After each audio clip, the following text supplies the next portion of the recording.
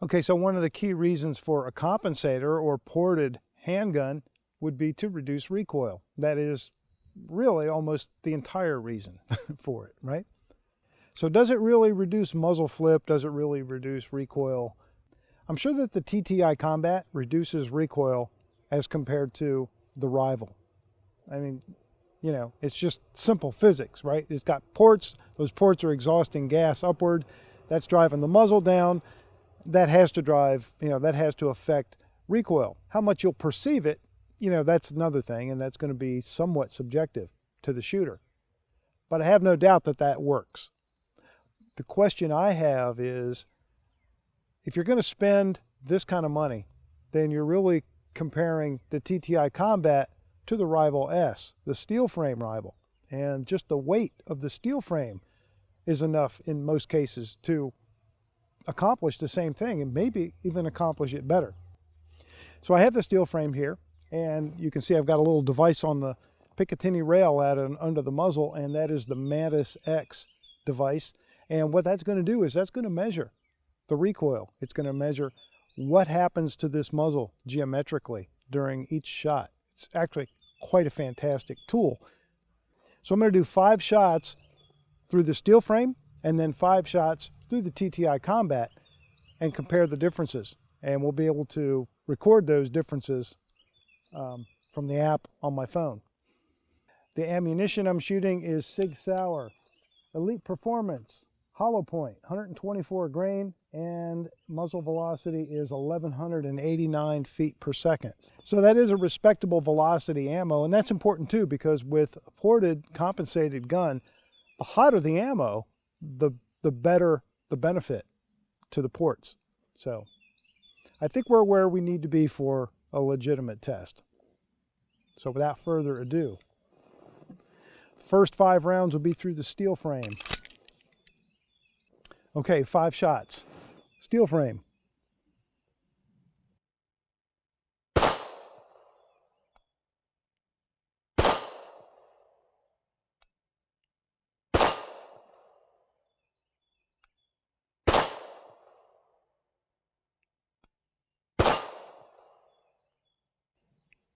Okay, now, same thing through the TTI Combat, 5 shots, same ammo, and let's record those.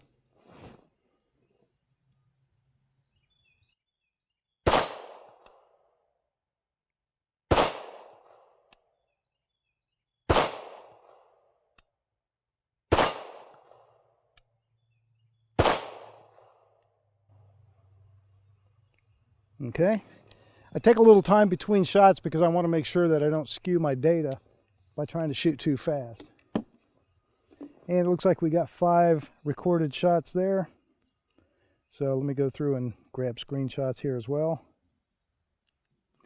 So real quick, I'll show you this more. I'll show you this more on screen from the studio. But real quick, spoiler is that the average recovery time with the steel frame was 0.84 seconds. Okay, and the average recovery time with the TTI Combat was 0.81 seconds. So very, very close, but in favor of the TTI Combat. So the results of the recoil testing using the MantisX were very, very close, actually, between these two guns. So that may not sound like it tells you anything, but it actually, I think, tells you quite a lot. So first, let me give you the numbers that I think are the important ones. There's 2 key numbers. So looking first at the Rival S, the steel frame, the average recovery time, which I think is one of the key numbers, that's how long it takes your muzzle to get back on target from, you know, when you break the shot. 0.84 seconds. And I'll put that up here, maybe right up here, so it's easier to see. This is just the app on my phone that I actually use at the range. Very handy. So that was the average recovery time. the muzzle rise, which is the other number that I think is key, and that is how far up in degrees does my muzzle go to its very peak before it starts to come back down. And for the Rival S, it was 17.75 degrees. Okay? So moving on to the TTI, choose this guy. So for the TTI, it was 0.81 seconds average recovery time. And, no, I don't want to see angle. I want to see muzzle rise. Okay. Average muzzle rise was 17.98 degrees. So initially you would say, well, those numbers are so close that, does it really make any difference? And they aren't that close, and it wouldn't make any difference, except this gun weighs, like almost twice as much as this gun. And that weight is usually what people want in order to combat the effects of recoil. I don't think there's too many shooters or competitors that want to carry a heavier gun just because they want to carry more weight. They want that weight to mitigate recoil and speed up their shooting. So I think what those numbers demonstrate is that this one, the TTI Combat, with the compensator out front, makes such a difference that it basically turns a polymer frame gun equal to the steel frame gun.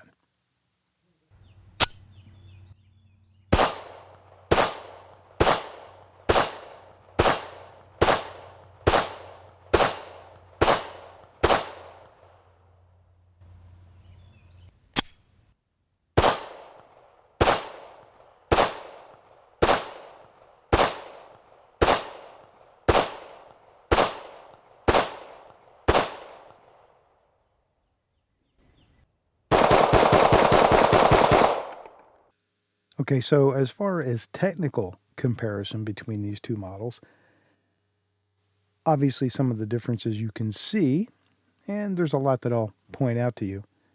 One that you can't see is things like the weight, and the feel of steel versus the feel of polymer. I'll describe those for you as best I can. So starting with a little bit of the difference in construction, again, knowing that we have a polymer frame versus a steel frame, the steel frame has a sort of a C-shaped grip module like this. This is the stock one that I removed off of the steel frame, and it is polymer, but it's a one piece that wraps all the way around the grip frame. And it comes with 3 of those, so you can size it the way you like. But I have replaced it, and you may remember me telling you about this in the past. I've replaced it with a lock grip G10, which is actually a 2-piece that sandwiches together and has a pin that connects them in the back. Fits beautifully, and to me, that just feels so much nicer. That is the only thing that is not stock, so I just want to call that out so you know that this grip is not the stock grip. This one is. On the TTI, everything is one-piece polymer with the exception of the back strap, and it comes with 3 or 4 back straps that you can change out so that you get the feel that you like, but you can't change anything right in here. Now, what you could do is you could put something like a Talon grip on there, and that would potentially go all the way up into here, and that would change the feel of the gun quite a bit as well. So you do have that kind of an option. All right, now let's talk about the magazine releases. So they are both very similarly shaped. They're both the square magazine release. The difference is, you may not be able to see it this way too much, but one of the differences is, maybe this angle will help show it, is that the steel frame, the SFX steel frame magazine release, protrudes a little bit further, sticks out a little bit further, so it's going to be a little easier to reach and theoretically a little easier to engage. But the TTI, while it doesn't stick out quite as far, has a really nice texture on it. So when your thumb hits it, you're very less likely to waste any of that energy slipping around, and all that energy should transfer to a very positive release. So they both have their pluses and minuses that way. Slide serrations are another thing that is different between these two guns. On the steel frame, you have sort of a, off-road tire kind of pattern. On the slide serrations, they're spaced fairly far apart. They protrude a decent amount. They don't stick out too far. They stick out further up front here than they do on the back. On the TTI, they've gone with a sort of almost chevron type pattern on the rear, and they stick out, I think, a little bit more than the ones do on the steel frame. In both cases, they do wrap up onto the top part of the slide and even onto the cover. On the front, you have just a regular sort of diagonal, but much, much deeper here on the bottom portion than it is on the top portion. One bonus that I'll mention on the TTI Combat is that the slide release has these nice serrations and cuts into it. The steel frame just has a more traditional horizontal pattern, but this one seems like it feels like it's going to be a lot more positively engaged. Again, built for competition where, a tenth of a second makes a difference. Positive engagement on the controls could make the difference sometimes. As you can see, they both have Picatinny rail. However, the steel frame gives you 4 slots versus the 3 slots on the TTI Combat. Overall, the length is the same, but this could make a difference depending on what kind of accessory you want to fasten on here. You have a little bit more in the way of rail there, attachment point wise, than you do here. Both of these Caniks do have index points on the frame, and that would be for either your trigger finger when you're out of the trigger guard, or for potentially your forward thumb in a thumbs forward grip. On the TTI Combat, it is a raised, textured part of the polymer frame right there. On the steel frame, it's actually a fastened on separate piece, and these are on both sides. Okay, this next difference I think is a big one, and you probably can see very easily from the view you have right now, top down on these two guns, and that is the sights. So I'm going to talk about the types of sights they have, but the first thing I want to point out is the sight radius difference, and that is what should be very obvious to you. So I've got these guns pretty well lined up. So look how much further out the front sight is here on the steel frame compared to the TTI Combat. Now the reason for that is because we have this compensator out front on the TTI Combat, so from here forward can't be used for sights. not if you want them to work very well. But you do have this space available on the steel frame. That is significant. You're talking about the front sight being right here where I'm pointing now on the TTI Combat all the way to here.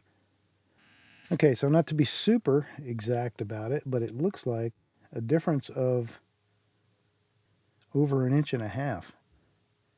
Where that's significant, of course, is for accuracy. When you're trying to make that carefully placed shot, that extra 1.5 inches of sight radius can be very significant. That leads me to the next difference between the two, and that is the length of the barrel. TTI Combat's barrel is 4.6 inches long. The Rival S barrel is 5 inches long, even. So again, you got longer barrel and much longer sight radius on the steel frame than you do on the TTI Combat. Another huge difference between these two guns is the weight, obviously. Polymer framed versus steel framed, you're always going to have a big difference in weight. This difference is quite significant. TTI Combat weighs 29.5 ounces. The Rival S steel frame weighs 42.74 ounces. So a very significant difference in weight. And yeah, you sure do feel that when you pick them both up. Both barrels are fluted, as I've pointed out separately about them each in the past. Only difference is kind of aesthetically a little bit.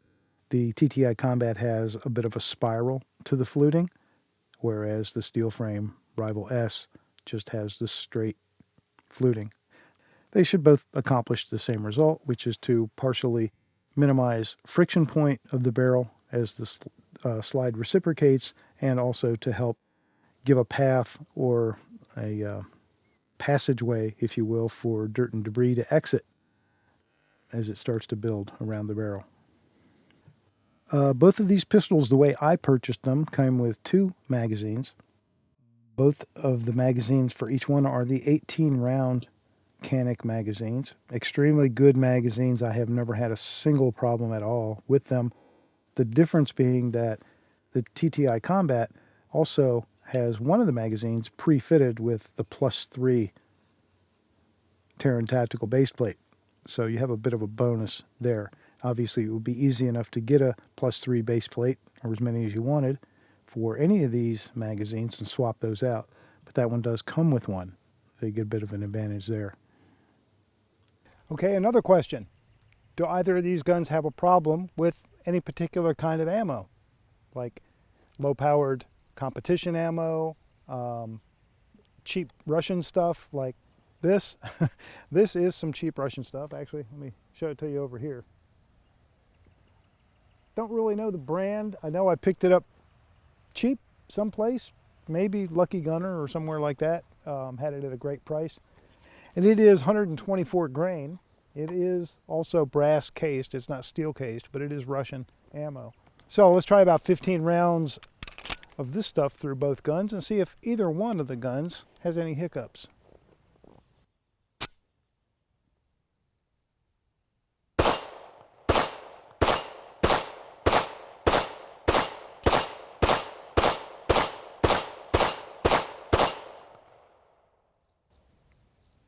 Okie dokie through the steel frame.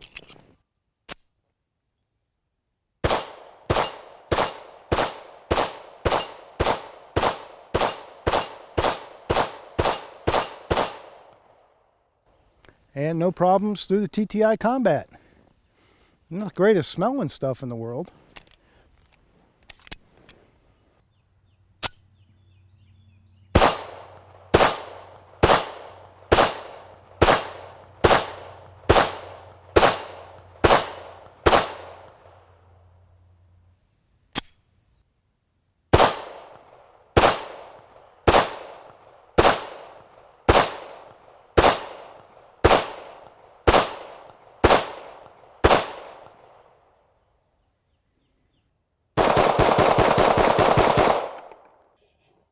Okay, fun accuracy comparison with the emphasis on the word fun. This is not bench rested, it's not a machine or a vise, any of that. It's me standing on 2 feet, pointing it down range, doing the best I can. My lucky distance of 13 yards. And just to make it even more fun, see, there we go, right back to the emphasis being on fun. I'm still shooting that Russian ammo. So who knows how accurate this ammo is, but the track is muddy, but both horses have to run on it. That's the way I look at it. Starting out with the steel frame going up top.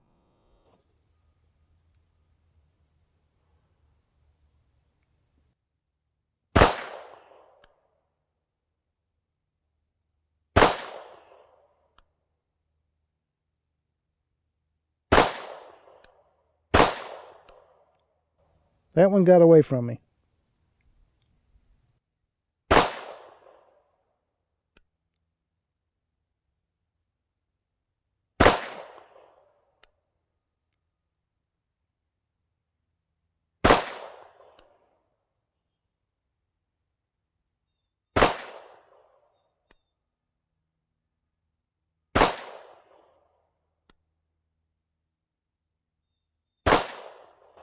All right, there's 10 rounds of that. Like I said, that one got away from me just with the light trigger. Unintentional double tap, but it doesn't look like it was too bad. But maybe we'll isolate that one. I should have started out with the TTI Combat because it's so much lighter. I would be less tired now. TTI Combat. Same ammo, same everything, going to the bottom target.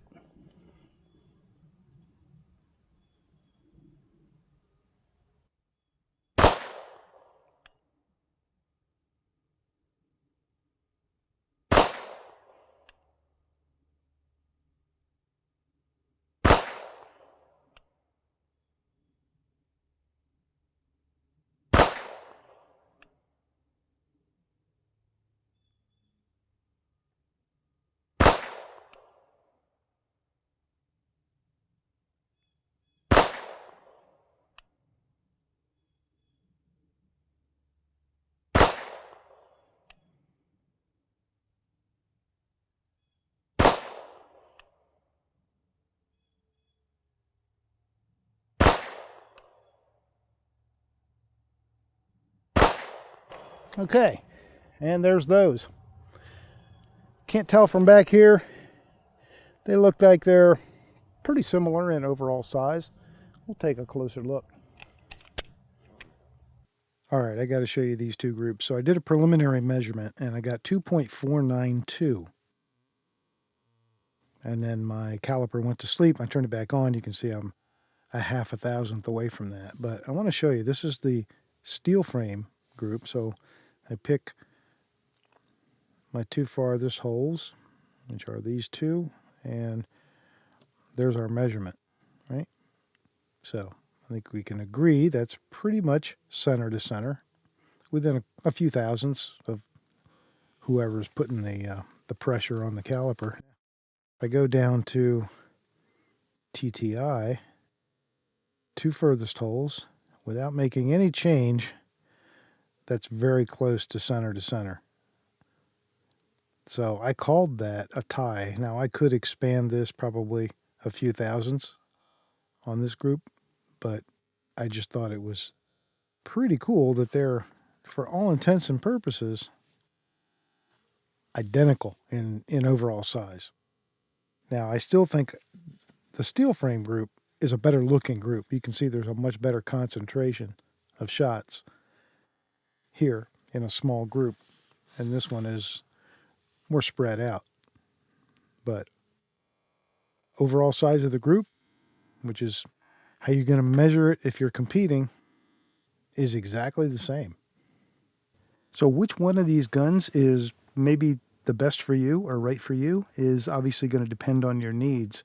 If I had to break it down and oversimplify it, which I try not to do, but if I had to oversimplify it, I would say that if you don't mind that extra weight, or if you like the extra weight, I think the steel frame gun is every bit of what the TTI Combat is in terms of all the practical, measurable things. Aesthetics, you can take your pick which one of these things you think you like better aesthetically. I think from a competitor's standpoint, the TTI Combat is probably built more for speed in competition. The Rival S steel frame is built more for accuracy in competition. Although, from an accuracy standpoint with me, and I wasn't shooting real fast, it was pretty much even